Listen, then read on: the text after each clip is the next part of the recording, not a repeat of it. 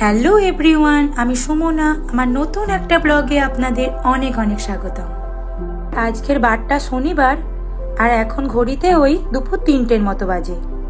আর শনিবার মানেই বাড়িতে প্রচুর কাজকর্ম থাকে, তাই সকাল সকাল বাজার ঘাট আর সব কাজকর্ম সেরে আমরা চলে এসেছি ব্রাসেলে। আসলে আজ কিছু ইন্ডিয়ান মাছ কেনার জন্যই এই ব্রাসেলে আসা। আমরা থাকি লুভেনে, তো সেখানে বেশ অনেকগুলো ইন্ডিয়ান শপ আছে, কিন্তু ইন্ডিয়ান ফিশ তেমন পাওয়া যায় না। তাই বন্ধুদের থেকে জেনে ব্রাসেলে এই বাংলাদেশি দোকানটায় চলে এসেছি মাছ কিনতে। আর আমার বাড়ি থেকে বেশ অনেকটাই টাইম লাগলো, প্রায় 1 ঘন্টার মতো। আর এখানে যখন এলামই ভাবলাম আপনাদের এই দোকানটা একটু ঘুরিয়ে দেখাই, মানে কি কি ইন্ডিয়ান ফিশ আর সবজি এখানে পাওয়া যায় সেটাই আপনাদের আজ দেখাবো। তো চলুন দেখি দোকানে আজ কি কি মাছ আছে। আমাদের এই দোকানে এই প্রথম আসা। আসলে আমি আবার মাছ খাই না, বাঙালি হয়ে মাছ খাই না, সেটা শুনলে সবাই অবাক হয়। যাই হোক, তাই অচিন্ত একার জন্য আর এত দূরে এসে এত বড় বড় রুই বা কাতলা মাছগুলো আর কিনে নিয়ে যায় না। সাধারণত আমরা বাড়ির কাছে সুপার মার্কেটে যে এখানকার লোকাল মাছ মানে সামুদ্রিক মাছগুলো পাওয়া যায়, তো সেইগুলোই আমরা কিনি, আর সেইগুলো ফ্রেশও হয়।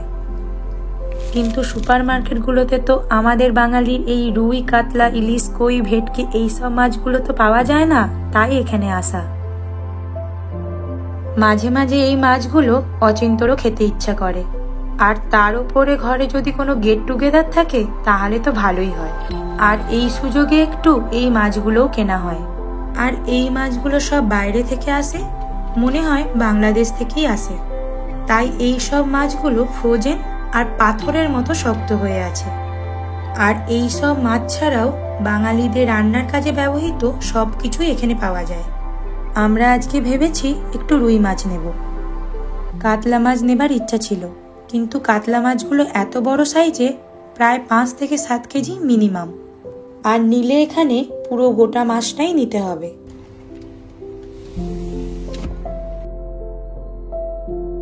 ওই এখান থেকে এই রুই মাছটা আর ইলিশ মাছটা নিলাম।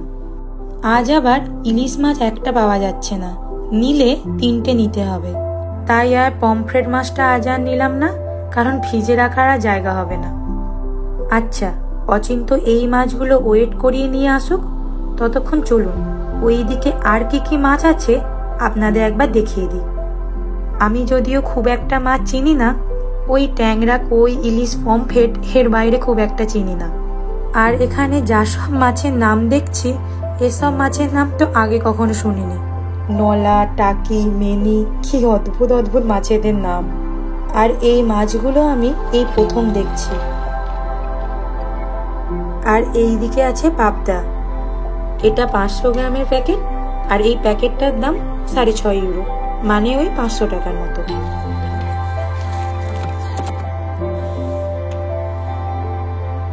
আর এটা হচ্ছে কই, 250 গ্রামের প্যাকেট, আর এর দাম 3 ইউরো।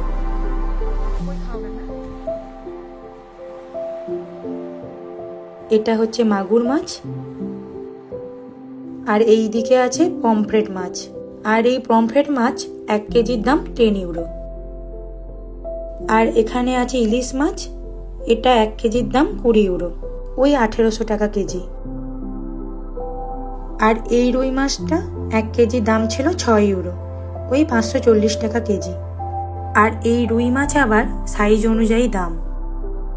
চলুন, ওই দিকে মাছটার ওয়েট করা হয়ে গেছে, এবার ওরা কেটে দেবে। এই বড় বড় সাইজের বরফের মতো ফ্রোজেন মাছ কাটার মেশিন বা মাছ কাটার পদ্ধতিটাও দারুণ। এই বরফের মতো মাছটিকে অনায়াসে এই মেশিনের মাধ্যমে পিস পিস করে কেটে দেবে।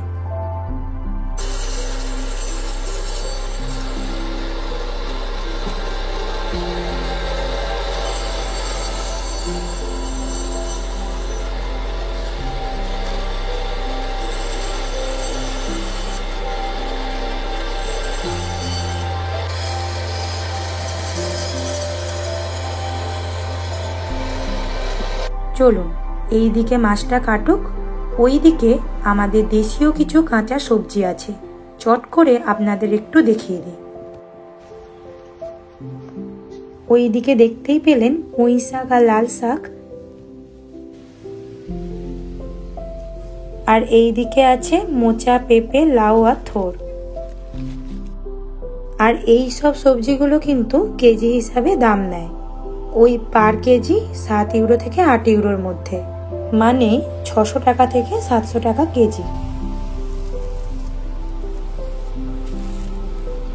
আর এখানে অনেক রকম ইন্ডিয়ান মিষ্টিও আছে, রসগোল্লা, গোলাপ জামুন, লাড্ডু তো আছেই, এছাড়াও দেখলাম জিলাপি আর নিমকিও আছে। আর এইদিকে মুড়ির প্যাকেটের ওপর বেশ অনেকটা ডিসকাউন্ট দিচ্ছে। ওই 250 গ্রামে একটা প্যাকেটের দাম নেয় 2.5 ইউরো, মানে 200 টাকার মতো। সেটা আজ 4 প্যাকেট, মানে ওই 1 কেজি মুড়ি নিলে তার দাম পড়বে 5 ইউরো, মানে ওই 400 টাকার মতো। আর কম বেশি মুড়ি তো আমরা সব বাঙালিরাই খাই, তাই বেশ অনেকগুলো মুড়ির প্যাকেটই নিয়ে নিলাম। চলুন এবার বিল করে বেরোই, আর কি কি নিলাম সেটা না হয় বাড়ি ফিরে দেখাচ্ছি আপনাদের।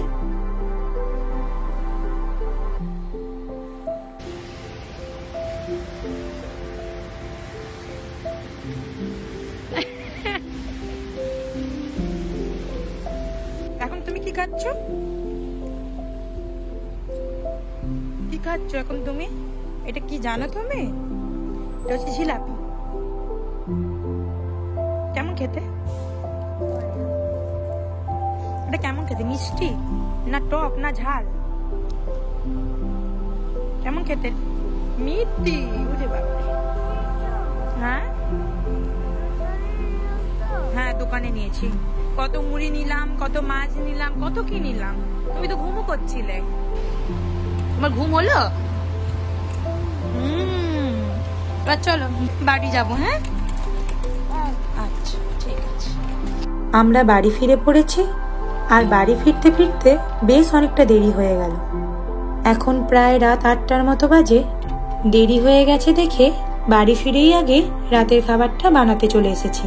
আজ বানাবো ভাবছি রাভিওলি, আর এটা এক ধরনের স্টাফড পাস্তা। এই পাস্তাটার ভেতর লবস্টারের ফিলিং দেওয়া আছে। আর এখানে অনেক ধরনের ফিলিং দেওয়া এইরকম পাস্তা পাওয়া যায়, যেমন স্পিনাচ, মাশরুম, চিজ, আরো অনেক ধরনের। আমার এক বন্ধু বেশ অনেক দিন ধরেই এই রেসিপিটা শেয়ার করতে বলেছিল আমার ব্লগে, তাই ভাবলাম আজ যখন এটা বানাচ্ছি তাহলে শেয়ার করি। এখানে আমি প্রথমে পাস্তাটা একটু সেদ্ধ করে নিয়েছি, আর এখানে প্যাকেটের মধ্যে লেখাই থাকে কতক্ষণ বয়েল করতে হবে। আমি ওই 3 মিনিটের মতো বয়েল করেছি। আর এই দিকে সসটা বানানোর জন্য একটা টমেটোকে সেদ্ধ করে নিয়েছি। এবার একটা ফ্রাইং প্যানের মধ্যে অল্প তেল দিয়ে রসুন কুচিগুলো দিয়ে দিলাম।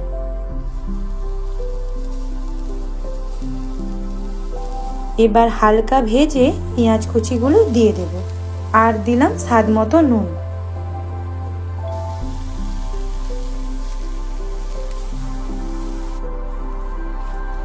এবার এটা কিছুক্ষণ ভাজার পর কেটে রাখা মাশরুমগুলো দিয়ে দিলাম।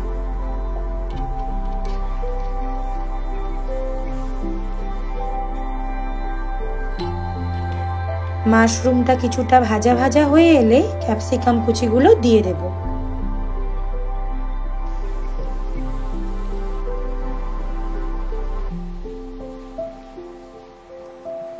এবার ওই 3 থেকে 4 মিনিটের মতো ভেজে আমি সবজিগুলো তুলে রাখবো।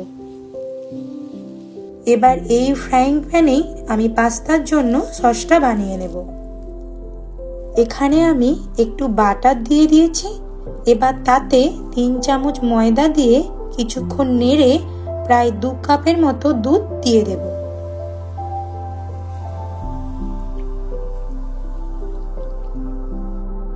এবার এটাকে ভালো করে মিক্সড করতে হবে।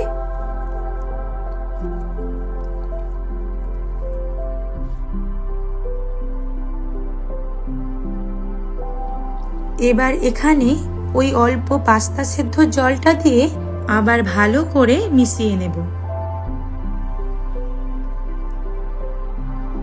এবার এই বেটে রাখা টমেটোটা দিয়ে দিলাম। এবার ভালো করে মিক্সড করে মিডিয়াম ফ্লেমে 5 মিনিটের মতো রেখে দেব।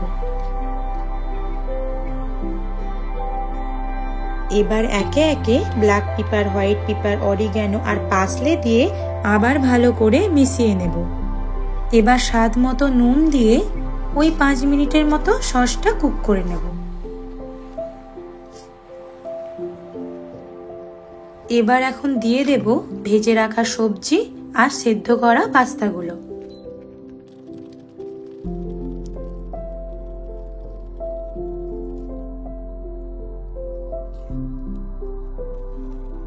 শেষে একটু চিজ, অরিগ্যানো আর একটু চিলি ফ্লেক্স দিয়ে লো ফ্লেমে 3 মিনিটের মতো ঢাকা দিয়ে রাখলেই রেডি।